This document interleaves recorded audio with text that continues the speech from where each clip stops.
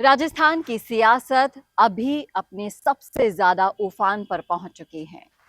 यहाँ पर मोदी का मैजिक दिखाई देगा या फिर गहलोत के दांव पेच लगेंगे या फिर राजे का राज दिखेगा या फिर होगा सचिन पायलट का कमाल। बहुत सारे सवाल अब राजस्थान की सियासत में उठने लगे हैं और महज कुछ ही दिन बचे हैं जब ये सब साफ हो जाएगा। लेकिन इन सवालों के पीछे जो जवाब छुपे हैं वो जानने के लिए आज हमारे साथ मौजूद हैं हमारे editor in chief Varun Bhansali ji. Sir, इन सब मुद्दों पर हम चर्चा करेंगे और हमारे दर्शकों को मैं बताना चाहूंगी कि अब राजस्थान की सियासत कौन सा मोड़ लेने वाली है। नमस्कार, आप देखना शुरू कर चुके हैं राजस्थान संवाद। मैं हूं चेतना शर्मा आपके साथ। तो मैं आपसे ये जानना चाहूंगी कि अभी हाल ही में जो रोड शो हुआ उसमें जो मैजिक देखने को मिला मोदी जी का, तो वाकई में क्या हमें राजस्थान में अब वो मोदी मैजिक दिखाई देगा जिसकी अपेक्षा की जा रही है बीजेपी में? देखिए, 2013 से लेकर आज तक बीजेपी की एक खासियत रही है कि वो अगले चुनाव की तैयारी पिछले चुनाव के खत्म होने के बाद से शुरू कर देते हैं। और मोदी की सभाओं का मैजिक आज दिन तक दिखता आया है। और बीजेपी का ये जो फॉर्मूला है कि वो एकदम चुनाव से कुछ वक्त पहले उस मैजिक का पूरा जो उफान है वो लेकर आते हैं, वो लगातार चलाते हैं और वो मैजिक दिखता है। और वो मैजिक दिखे भी क्यों ना, आप सोचिए, बीजेपी माइनस प्रधानमंत्री मोदी क्या है?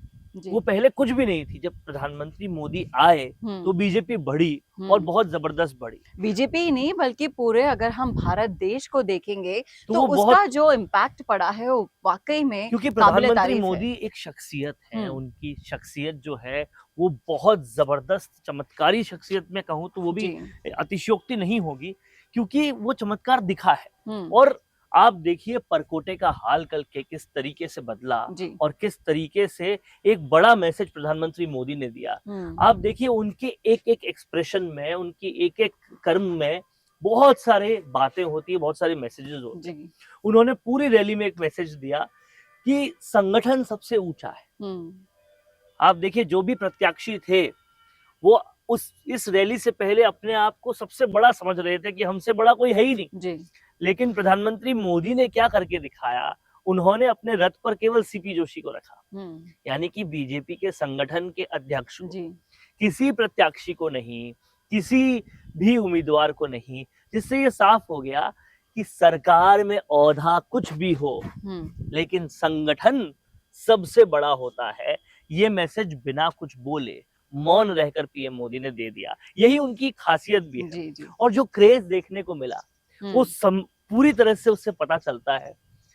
जो लोग भी कहते थे कि पीएम मोदी स्टेट लीडरशिप का विकल्प नहीं हो सकते, लेकिन कल एक मैसेज साफ दे दिया गया। जी बिल्कुल, क्या बच्चे, क्या युवा, क्या महिला, क्या बुजुर्ग, सब के सब इतने ज्यादा उत्साहित दिखाई दिए। सब लोग अपने जो चेहरा था, जो मोदी जी को देखने के लिए ही सड़क आपको दिखाई नहीं दे रही थी। जहां तक आपकी नजरें जा रही थी लोगों का उमड़ा हुआ हुजूम था। इसके अलावा जो ये जो मोदी मैजिक हमें देखने को मिला राजस्थान की सड़कों पर, तो क्या अब गहलोत जी के जो प्लान्स थे वो इफेक्टेड हो पाएंगे? देखिए, एक बात हमें बहुत क्लियरली समझनी होगी कि कांग्रेस कहाँ पीछे रही है। चाहे मुख्यमंत्री गहलोत हो या कांग्रेस की पूरी आलाकमान हो या कांग्रेस का पूरा संगठन हो। जिस तरह से बीजेपी ने digital media plus traditional campaigning, इन दोनों को मिलाकर एक फॉर्मूला बनाया है, वो फॉर्मूला आज तक भी कांग्रेस समझ नहीं पाई।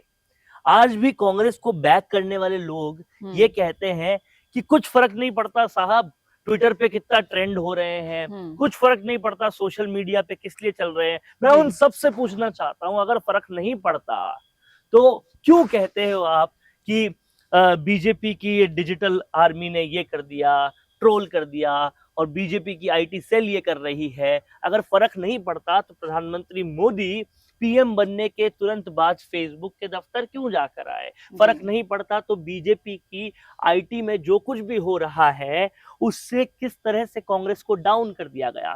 फर्क नहीं पड़ता तो डिजिटल इंडिया के जरिए बीजेपी ने जो मार्केटिंग की हमेशा कांग्रेस क्यों कहती है ये तो मार्केटिंग के जरिए आगे बढ़े हैं, वो मार्केटिंग सोशल मीडिया की मार्केटिंग थी। तो सोशल मीडिया पे जाने से फर्क पड़ता है, और अगर बहुत सारे लोग सोशल मीडिया पे बहुत कुछ डाल रहे हैं, यानी कि वो पॉलिटिकली अवेयर है। पॉलिटिकल जो अवेयर होगा वो अपनी सबसे बड़ी शक्ति, वोट देने की शक्ति को क्यों एक्सरसाइज नहीं करेगा। और मैं एक और सवाल पूछना चाहता हूं कि जिस तरह से ट्विटर के ट्रेंड्स या डिजिटल मीडिया पे आने से जिन लोगों की पॉलिटिकल अवेयरनेस बढ़ी है, क्या बढ़ता हुआ वोट प्रतिशत की एक वजह वो नहीं है? ये सारे सवाल समझने पड़ेंगे। कांग्रेस को बचाने के लिए ये कह देना कि कोई फर्क नहीं पड़ता डिजिटल ट्रेंड से, कोई फर्क नहीं पड़ता ट्विटर ट्रेंड से, ये पूरी बेतुकी सी बात है।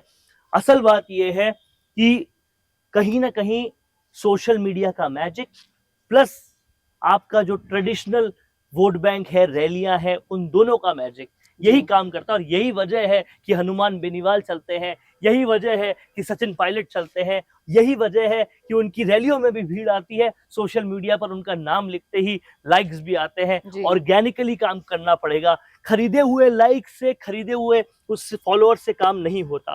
और मैं कहता हूं जो ऑर्गेनिक सोशल मीडिया पर है, डिजिटल मीडिया पर है, उनके वोट भी बढ़ेंगे।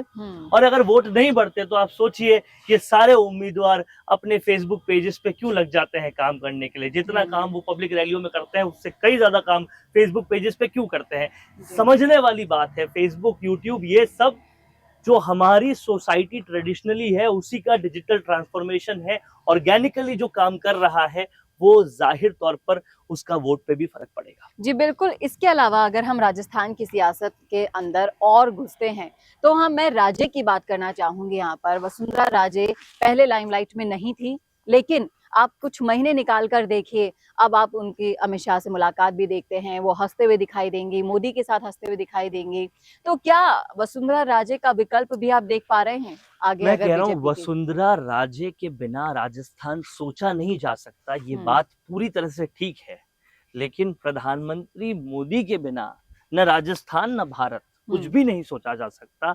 और बीजेपी के अंदर जो डिसिप्लिन है, उस डिसिप्लिन के बाद ना बगावत भी इतनी आसान नहीं है। तो पूर्व मुख्यमंत्री वसुंधरा राजे को भी इस बात का ज्ञान है। वो ये समझती है कि मैंने अगर किसी किस्म की कोई बगावत कर दी तो मेरा साथ प्रधानमंत्री मोदी से छूट जाएगा, और बिना प्रधानमंत्री मोदी के मैं क्या होंगी, बिना बीजेपी के मैं क्या होंगी, बिना कमल के फूल के मैं क्या होंगी। ये वो जानती है, समझती है, इसलिए बगावत कभी करेंगी नहीं, पहली बात। और दूसरी बात, आरएसएस जिस संगठन को बैक करता है वो अपने आप में इतना डिसिप्लिन लाता है कि आप वहां बगावत नहीं कर सकते। इसीलिए जिस तरह से की लड़ाई, जिस तरह की छीछा लेदर आपको कांग्रेस में पिछले 5 साल में देखने को मिली, बीजेपी के शासन में कभी वो नहीं देखने को मिलेगी। वहां मनमुटाव होगा तो भी आंतरिक तौर पे होगा और सॉल्व कर लिया जाएगा। बड़ा लीडर आके मना करेगा तो लोग मानेंगे।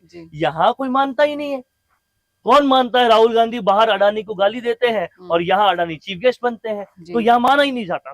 तो ये बात अब जनता वेल इन्फॉर्म्ड है, वो समझती है। सोशल मीडिया के जरिए, डिजिटल मीडिया के जरिए, अखबारों के जरिए, रैलियों के जरिए सब बातों को वो जानती है कि इन्होंने 5 साल पहले एक झूठ बोला था कि 1 2 3 4 5 6 7 8 9 10 दिन में हम आपके पूर्ण कर्ज माफ कर देंगे। वो 10 दिन 5 साल में इनके पूरे नहीं हुए, तो अब कौन सी गारंटी देंगे और कौन सी गारंटी को माना जाएगा। तो ये सारी बातें समझ में आती है लोगों को।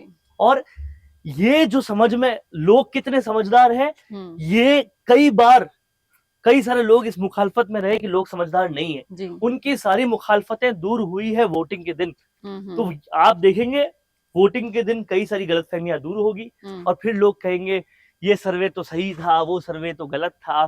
देखिए, सबसे सही बात जो ये है कि आप अगर ऑर्गेनिकली लोकप्रिय नहीं हो तो वो सोशल मीडिया पे भी आप कितने भी लाइक खरीदो कोई फर्क नहीं पड़ेगा, और ना ही आपका वोटों पे कोई असर जाएगा उसका। जी बिल्कुल। इसका एक ताजा उदाहरण अभी हमने दिखाया भी था हमारे एक वीडियो में ही। सबसे बड़ी आबादी वाले विधानसभा क्षेत्र में राजेंद्र राठौड़ के जरिए हमने ये बताया भी था कि अगर आप कोई पैराशूट प्रत्याशी ले आए हैं तो सबसे पहली बात तो वहां पे स्थानीय विरोध हुआ। उसके बाद जब हमने उनका सोशल मीडिया खंगाला तो वहां पर बहुत सारे ऐसे पोस्ट डले हुए थे जिसके ऊपर 30, 33, 60, 65 ऐसे व्यूज थे, और एक पर्टिकुलर पोस्ट पे हमें 10,000 लाइक्स दिखे। तो हमने जब इसकी पड़ताल भी की थी तो सामने आया कि बहुत से चाइनीज और विदेशी नाम उसमें लगातार बने हुए थे जिन्होंने लाइक किया था। तो ये जो फर्जीवाड़ा है वो आप समझ सकते हैं कि किस लेवल पर किया जा रहा है।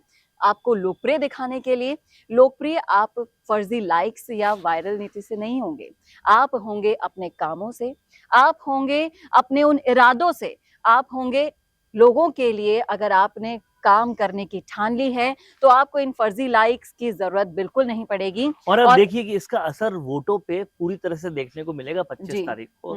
लेकिन सियासत में जो लोग हैं, आज इतने सालों से सियासत को कर रहे हैं, समझ में नहीं आता कि जब पूरा कहीं ना कहीं डिसीजन जनता ले लेती है, पता चल जाता है, 3 दिसंबर को पता भी चल जाएगा, उसके बाद भी वो कई चीजों को मानते नहीं है। तो सबसे पहले क्या है कि खुद मानना पड़ेगा, मानेंगे तभी आगे बढ़ेंगे। अब देखिए सचिन पायलट का आपने पूरी तरह से 5 साल तक उनका शोषण किया, मैं इसे साफ तौर पे शोषण कहूंगा, और 5 साल बाद आप अचानक से उनको पोस्टरों में ले आए, अचानक से उनको एयरपोर्ट पे फोटो खिंचवाने लग गए। क्यों? क्योंकि आपको पता है लोकप्रियता तो इनकी है, तो मन के अंदर तो सब जानते हैं। प्रियंका गांधी जब आती है तो सबसे पहले कहाँ जाती है? पायलट के क्षेत्रों में, उनके प्रभाव क्षेत्रों में। क्यों? क्योंकि पता है भीड़ तो वहीं आएगी, मर्जी से जो लोग आते हैं वो तो वहीं पर आएंगे। प्रधानमंत्री मोदी की रैली में क्या हुआ? लोग अपनी मर्जी से आए, अपने घरों से बाहर निकले, सड़कों पे जगह नहीं मिल रही थी तो मेट्रो से गए। तो समझने वाली बात है कि मर्जी से आना जरूरी है। शासन का फायदा उठाकर, आपकी सरकार है उसका फायदा उठाकर जबरदस्ती बुलाए हुए लोगों से काम नहीं होगा। और जनता आप सब समझती है, और अब सोशल मीडिया पर रहने का ही ये सबसे बड़ा प्लस पॉइंट मिला है कि आप अपने कामों को गिनाने से बजाय आप उन चीजों को कीजिए जिसे जनता आपको रिवर्ट बैक करे। आप वोट चाहते हैं तो वोट के लिए आपने जो वादे किए थे उसे निभाना जरूरी था, और जब समय आ गया है उस वोट को लेने का, तब आप धरातल पर जाकर अपनी उन योजनाओं को दिखा रहे हैं जिनका कोई पिछले 5 सालों में आपने कुछ नहीं किया। लगातार ये कहते हैं कि ईडी का दुरुपयोग किया जा रहा है, क्या आप योजनाओं का दुरुपयोग नहीं कर रहे? उनको भी तो आप आखिर में ही सबको लॉन्च कर रहे हो। जी बिल्कुल। तो कौन सी ऐसी योजनाएं हैं जिन्होंने आपसे बेरोजगार दुखी हैं, आपसे युवा दुखी हैं, राजस्थान की महिलाएं त्राही त्राही कर रही हैं, उनकी कोई सुनने वाला नहीं है, उनकी आबरू हर जगह हर कोने पर लूटी जा रही है। और कहीं ना कहीं जनता के पास 5 साल में एक दिन भले ही आता हो निर्णय लेने का, पर वो निर्णय बड़ा होता है। जी बिल्कुल। और सत्ता पलटने की ताकत रखता है ये निर्णय। और जनता इतनी समझदार है कि आप उन्हें कोई भी लुभावने वादे दे देंगे, वो वादे ले लेगी, लालच ले लेगी, लेकिन करेगी वही जो पूरी तरह से उनका माइंड कहेगा, और उनका माइंड जो है वो कहीं ना कहीं पूरी तरह से इन्फॉर्म्ड है और वो सही डिसीजन लेता है। जी बिल्कुल। आपने हमारा ये वीडियो पूरा सुना है तो आपकी क्या राय है? आप क्या सोच रहे हैं? क्या आप भी इस वादा खिलाफी के खिलाफ उतरने वाले हैं? चुनाव वाले दिन किसे चुनने वाले हैं? अपने सरताज, राजस्थान का सरताज किसे बनाने वाले हैं? सब कुछ लिख डालिएगा कमेंट बॉक्स में। कैसा लगा आपको वीडियो ये भी जरूर शेयर कीजिएगा। इसे ज्यादा से ज्यादा शेयर कीजिए ताकि लोगों तक असली ग्राउंड लेवल पर जो बातचीत होनी चाहिए वो बातचीत उन तक पहुंच सके। और ऐसे ही और वीडियोस के लिए देखना ना भूले राजस्थान संवाद। नमस्कार। कौन देखता है अब टीवी? टीवी पर आपको कितनों ने देखा ये कैसे पता चलेगा? घर घर इंटरनेट पहुंचने के बाद अब सब कुछ है डिजिटल। आपका वीडियो कितनों ने देखा ये हर पल आपको पता चलेगा, इसलिए डिजिटल मीडिया में बनाइए अपनी पहचान। 4.5 करोड़ से ज्यादा व्यूज और 3,27,000 से ज्यादा सब्सक्राइबर वाले राजस्थान के चैनल राजस्थान संवाद पर करवाइए कवरेज। ज्यादा जानकारी के लिए व्हाट्सएप करें 7339900549 पर।